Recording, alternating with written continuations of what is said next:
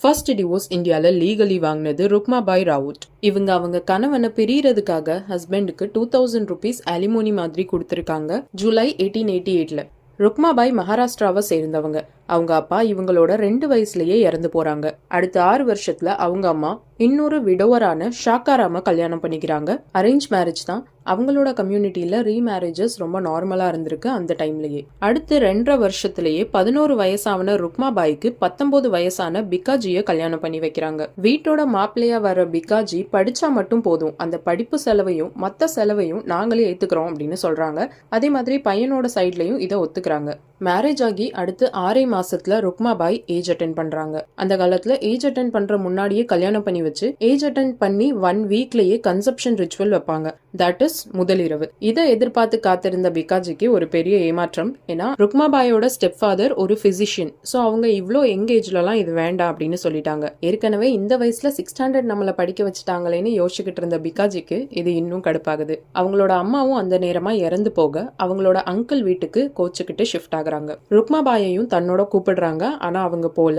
அதுக்கப்புறம் ருக்மாபாய்க்கு 18 வயசு ஆனதுக்கு அப்புறமும் தன்னோட மனைவி வராம இருக்கிறதால ருக்மாபாய் மேல கேஸ் போடுறாங்க. கோர்ட்லயும் போய் என்னோட மனைவிய வாழ சொல்லுங்கன்னு அவங்க சொல்ல, அப்போ ருக்மாபாய் எனக்கு சின்ன வயசுலயே கல்யாணம் பண்ணி வச்சுட்டாங்க. நான் ரொம்ப சின்ன பொண்ணா இருந்ததால என்னோட விருப்பத்தை அப்ப என்னால சொல்ல முடியல. ஆனா நான் இப்போ சொல்றேன், எனக்கு இவங்கள பிடிக்கல அப்படின்னு சொல்றாங்க. இதனால இவங்களுக்கு நிறைய எதிர்ப்பு வருது. பால் கங்காதர் திலக் கணேஷ் சதுர்த்தி ஃபெஸ்டிவலையே கொடுத்த ஒரு பர்சன், ஒரு பெரிய ஃப்ரீடம் ஃபைட்டர். ஆனா இவங்களே ருக்மாபாயை எதிர்க்கிறாங்க. நம்ம கல்ச்சர்ல எப்போ டிவோர்ஸ் எல்லாம் வந்துச்சு அப்படின்னு. ஆனாலும் இந்த எதிர்ப்பெல்லாம் தாண்டி ருக்மாபாய் ரொம்ப ஸ்ட்ராங்கா நிக்கிறாங்க. இங்கிலாண்டோட குயினுக்கே லெட்டர் எழுதுறாங்க தனக்கு டிவோர்ஸ் வாங்கி கொடுக்க சொல்லி. குயினும் இவங்களோட லெட்டரை படிச்சு இவங்களுக்கு டிவோர்ஸ் வாங்கி கொடுத்ததா சொல்லப்படுது. பட் ரெக்கார்டட் ப்ரூஃப்னு எதுவும் கிடையாது இதுக்கு. ஃபைனலி இவங்களுக்கு டிவோர்ஸும் கிடைக்குது. பிரியறதுக்காக 2000 rupees அலிமோனி மாதிரி பிகாஜி கேட்க ருக்மாபாய் அதை கொடுக்குறாங்க.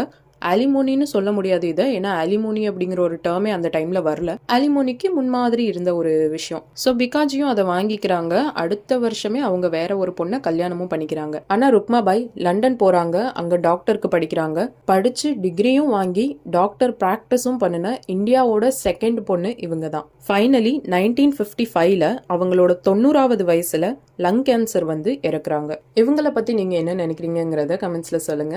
இந்த வீடியோ பிடிச்சிருந்தா லைக் பண்ணுங்க, ஷேர் பண்ணுங்க. மீண்டும் இன்னொரு வீடியோல சந்திப்போம். நன்றி.